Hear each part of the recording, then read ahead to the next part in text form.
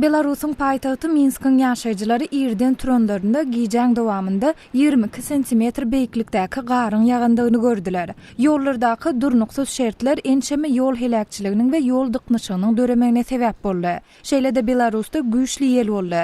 Ýurdun çägindäki 200-den gowrak etrapda we owada elektrik togunyň kesilenini habar berilýär. Günüň dowamında garyň ýagmagy netijesinde şäherde 10 sm beýiklikdäki garyň ýagmagyna garaşylýar.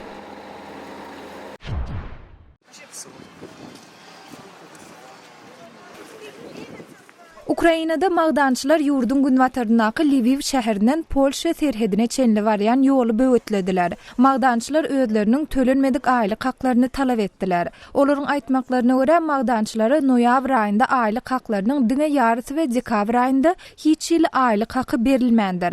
Ukrainanyň döwlet eýçiligindäki magdançylyk kärhanasynyň başlygy Adatlyk radiosyna beren maglumatynda aýlyk haklarynyň ýakynna tölenjekdigini aýtdy. Emma ol bu wadasyny şu ýylyň 5-nji ýanwarynda hem tekrarlapdy.